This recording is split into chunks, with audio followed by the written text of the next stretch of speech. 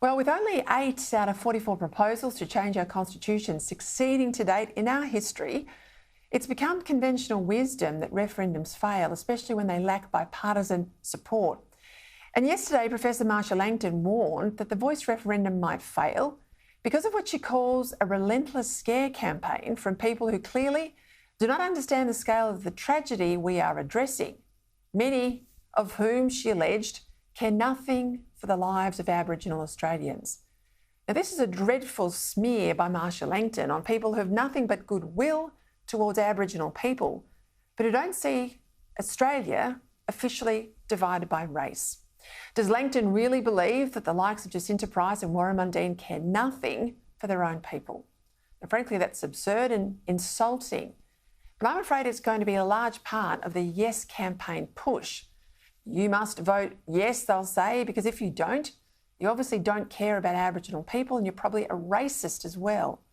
I mean, that was the very tone levelled against Sydney barrister Louise Clegg here on the show last night, just because she's got the temerity to ask reasonable questions on the legal impact of what's proposed under the Voice. We should be able to have this debate. And the problem here is that in this process, no one's been given a platform to have this debate. Well, the government hasn't given anyone a platform to have this debate. Now, despite the history of referendums failing, as I said, don't underestimate the power of this moral blackmail. And don't underestimate the weight of money that's appearing already behind the Yes case.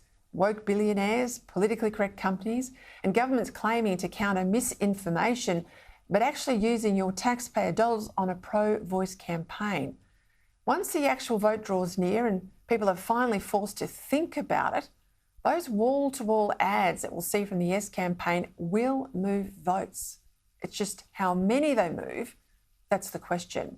As you know, I think this separatist Voice is wrong in principle, detail or no details, and would be disastrous in practice, entrenching activist grievance or doing nothing to change the lives of vulnerable Aboriginal women and children.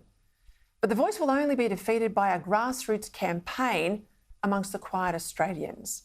If you want to help even the playing field, go to Fair Australia's website. It's on the screen now, and do what you can to help.